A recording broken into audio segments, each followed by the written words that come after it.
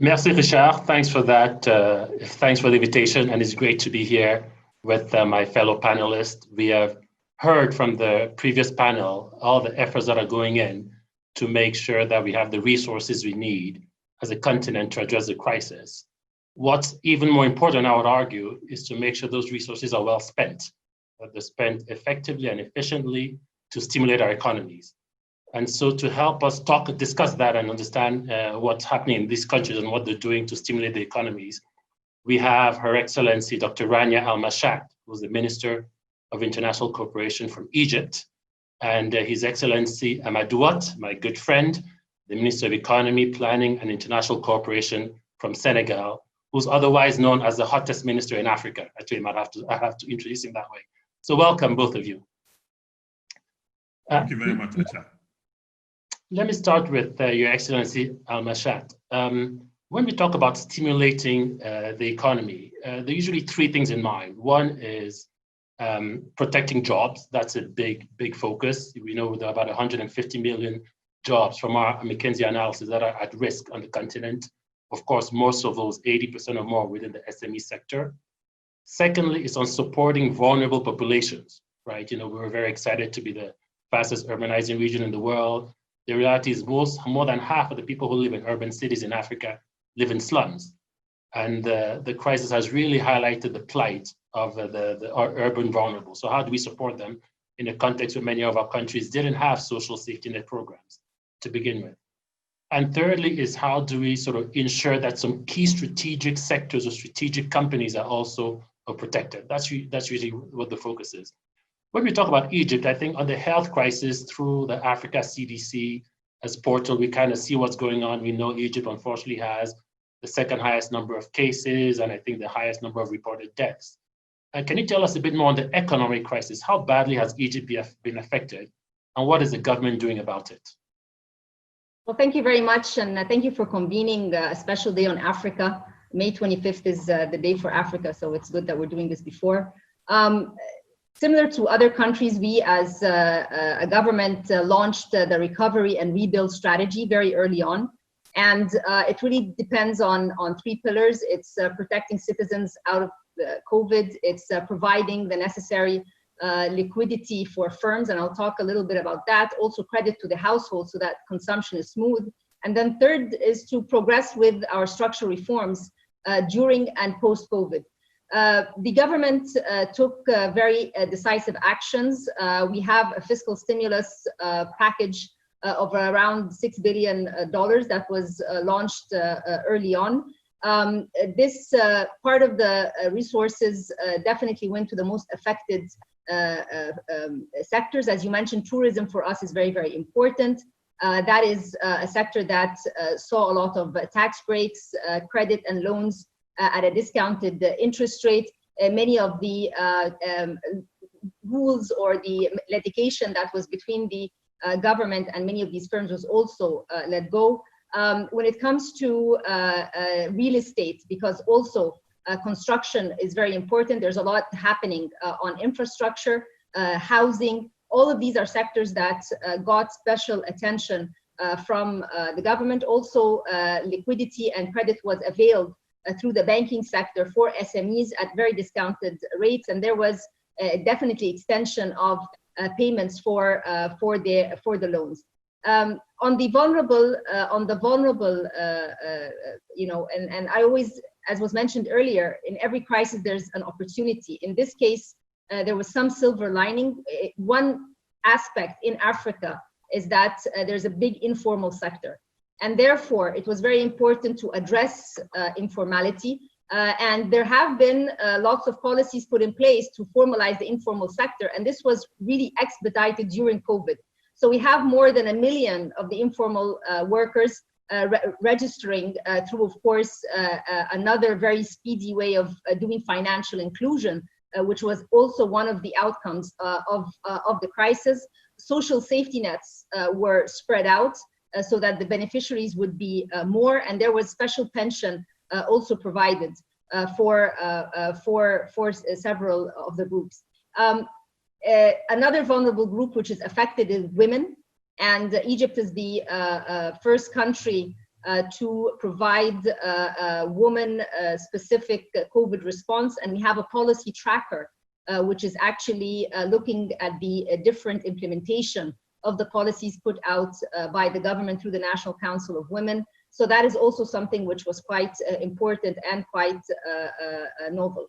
Of course, unemployment is a big challenge. It was a challenge for the continent before COVID. Now it's even going to be more of a challenge. Nonetheless, through the fiscal stimulus that is provided, trying to stave off and mitigate some of the implications, and then through pushing forward with structural reforms that invite more of the private sector. I think these are very important measures that we are taking from our side to see through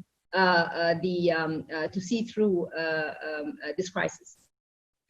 No, thank you, Excellency. So quite a broad set of comprehensive measures touching all the different segments of those who are affected. If I turn to you, Your Excellency Hott, what about Senegal? How big? It's great to hear Egypt's 6%, $6 billion, sort of probably 5% or so of GDP as stimulus packages. On average, African countries have generally put out packages of 1% to 2%. So I'd love to understand how big Senegal's package is. And secondly, if we focus more on the SME space, the big question is, how do you really get to the SMEs? Most of them, 15% of the 80 million SMEs in Africa are not registered, or are registered only 15%, so 85% are not. So I'd love to understand how you're really supporting SMEs in Senegal, in addition to how big the stimulus package is. Thank you very much, Acha, and thanks to Richard for having us on this program. Basically, our stimulus package is roughly about 6 to 7% of GDP. And this is something that His Excellency, the President Macky Sall, has decided to provide so that we can attenuate, we can reduce the negative impact of this crisis on the entire economy, not only the private sector, but also the impact on the vulnerables, on the population, on everybody. And what we have done is then work quickly to try to mobilize the resources, and mostly so far from our development partners, including, of course, the classical multilateral development banks, but also some bilateral partners, mixing concessional loans and some grants in some cases. And it was very important for us to address the SMEs, in particular also the macro enterprises, and to also support those sectors that are mostly affected. It's basically the tourism sector, the air transport, but even also the domestic transport, land transport, because the measures that we have taken inside the country, with the curfew, with the state of emergency, many transporters also were negatively impacted. On the SME side and the micro enterprises side, it's very fortunate that the government had already existing instruments that we have made stronger by providing them with resources that include a guarantee fund that the president set up early on in 2013-14, which has been doing very well, working with the informal sector, working with the micro enterprises, providing them with guarantees so that they can get funding either from banks, but more so from the microfinance institutions at a subsidized interest rate. Typically, microfinances charges around 20 to 25%, basically for loans of 1 year or 6 months. But what we end up doing is structuring something so that the rate can go down as far as 9%. And the bigger SMEs with the turnover of, let's say, $200,000 to roughly $400,000, we have decided basically to provide a 200 billion CFA financing line, that is about $320 million, with the government providing partial guarantees. So very high guarantees for SMEs because they're more risky, and then lower guarantees for the big companies that really can borrow often without providing too much collateral. And we also provided the banks with deposits at zero interest rate that will allow them to get some resources, therefore at a very low cost. And we worked with the central bank, which is the BCAO, which is our West African Monetary Union Central Bank, based here out of Dakar. And the central bank really responded also very rapidly by providing a COVID-19 sort of window that also has expanded the number of companies or the kind of companies that are eligible for refinancing. So therefore, the banks can lend at about 3.5% interest rate, all costs in, instead of 10, 12%. And the loans will be roughly about 3 to 6 years, with a moratorium of 12 months as well, to make sure that the companies have resources to pay for their working capital, of course, including paying salaries. The government, to protect the workers, has decided to sort of issue a kind of law, an ordinance, to basically ask the companies to pay 70% of the salaries, of the net salary, to workers that are partially sort of temporarily laid off.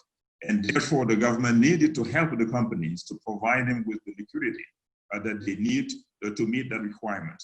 Of course, for now, we are forecasting it will last about 3 months. So by sort of end of June, early July, we'll see some recovery, but not for all the sectors. The airline industry, the hotel sector, probably not before the end of October. So we will need to provide more support to those specific sectors. Again, this comprehensive set of support which is provided in Senegal. But we are running out of time, so you actually have to speak very quickly to get your perspective. So if you start to actually reimagine coming up, like, what are some of the lessons, one of the key lessons we should learn as a continent coming out of this crisis? You know, this whole concept of globalization, will it continue, will it not continue, etc., is it good or is it bad?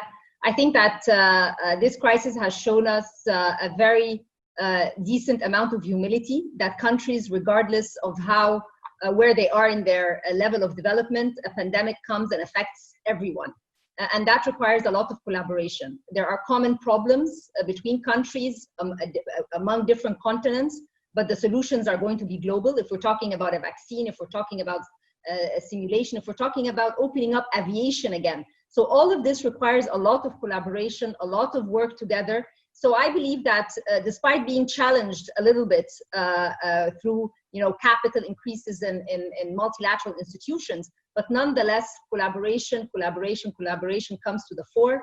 The other thing which this crisis has brought out is a lot of innovation in policy making, innovation in businesses trying to find different ways in doing their day-to-day work. It has also shown that citizens have become very innovative when it comes to you know, working. If you're a public employee working from home, even now we're doing this forum virtually. So there has been, I think, we have been tested, we have been pushed, and this gives us a lot of faith in ourselves that reforms are possible. We can. I think someone in the previous panel used Reset Africa. We need to see how our countries in Africa can become more resilient by diversification. Also, I will conclude by saying that the supply chains globally have been you know, challenged as well, and that's why looking at regional supply chains, and I think in Africa there are plenty of complementarities that can take place so that we are protected together and collectively against future crises. Thank you. And Minister Hott, very briefly, any final messages from you? Very briefly, just first of all, to agree with all what Dr. Rania has said, and then to say that from the African perspective, we really need to work together, speak with one voice, in particular when it comes to, let's say, debt issues.